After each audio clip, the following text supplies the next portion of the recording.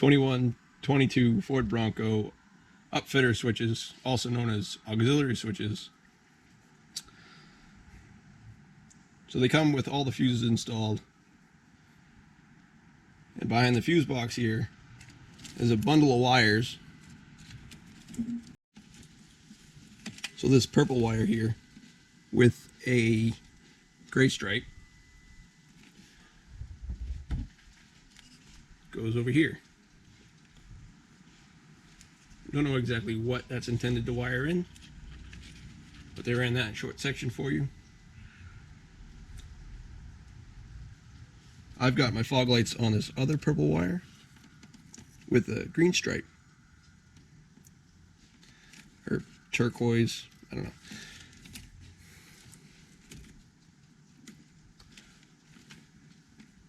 So like this green with a brown or purple stripe.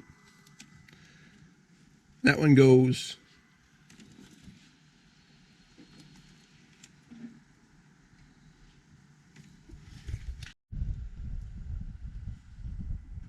so if you go to features, owner's manual,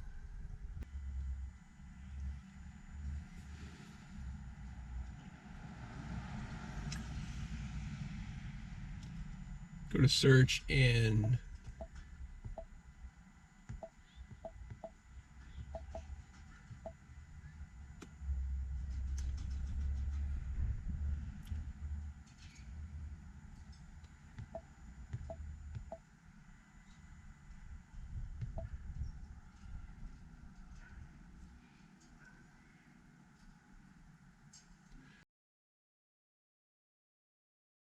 so the non-powered circuits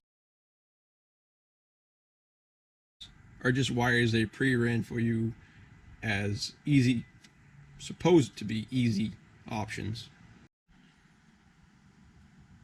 So there are two wires, start here in this corner and go to the glove box. They are the brown, white, and the white wire.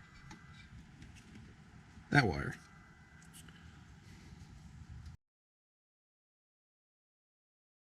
Don't pay any attention to which way they're going in the wiring harness, because these look like they're going back into the fuse box. So in the glove box corner, there are actually 4 wires.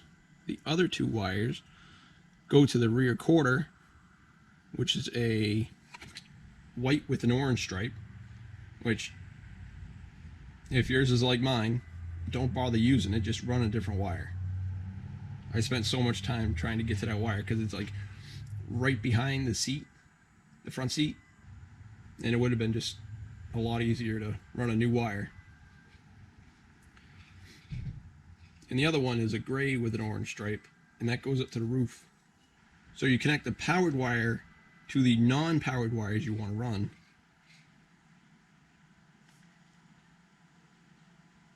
And you're good to go. You just put your ground wherever on the chassis.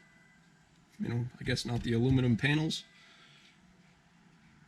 Just look for a factory ground.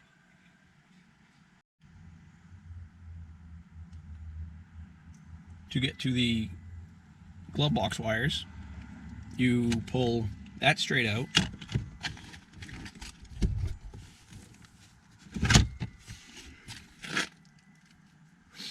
You pull this up. I suggest not doing this when it's cold. The plastic tabs do not like to be cold.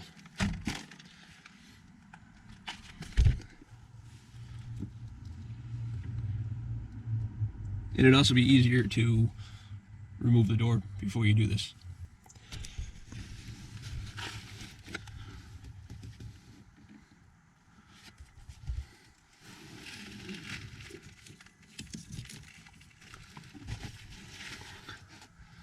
So as you can see, I haven't used the brown with a white stripe.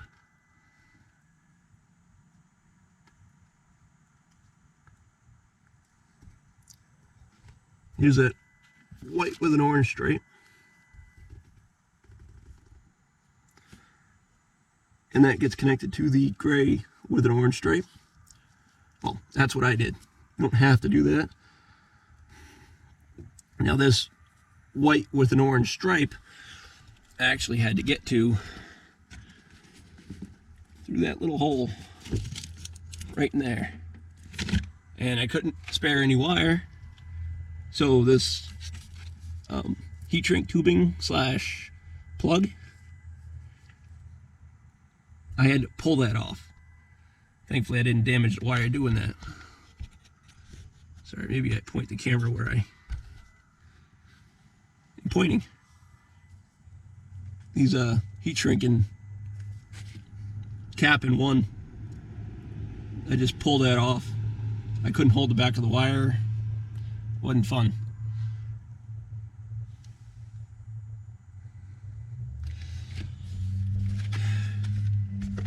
Now to drop the glove box, there are these tabs on either side. So what happened to me here, while there's two butt splice connectors back to back, is I connected it to the wrong wire.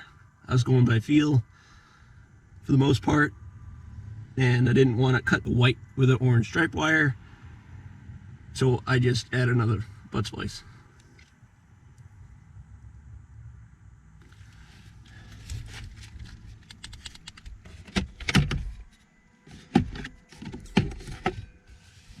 Because here's that gray with an orange stripe wire that I haven't used yet. That's the one that goes up the A-pillar to the roof, that you have to drill a hole in the roof in order to access the wire, or to get the wire through the roof. And there's another wire in there, I think, that I never pulled out because I didn't need it. And I think it's taped up with another wire. I saw it earlier. Oh.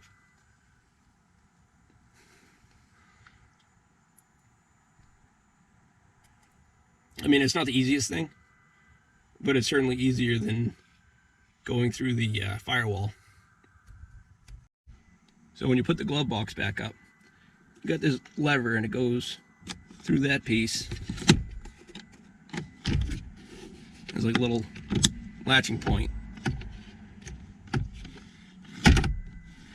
Not sure exactly what it does, but that's how it goes together.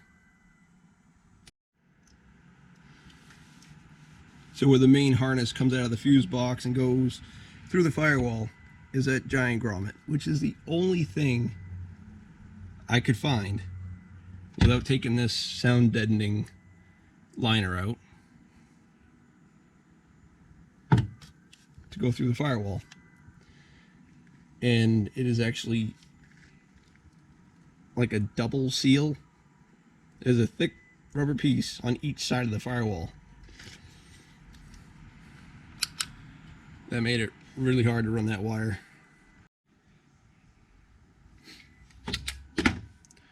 Now, if you've seen this 1/0 wire and these giant connectors, they are for my winch.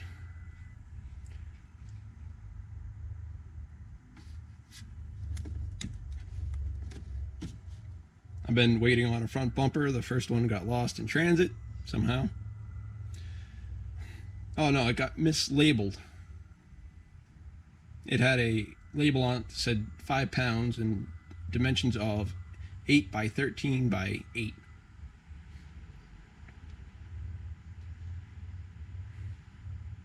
So I should be getting a new bumper this week. Hopefully I'll get it installed before it gets cold. Early November in northern New England. Late.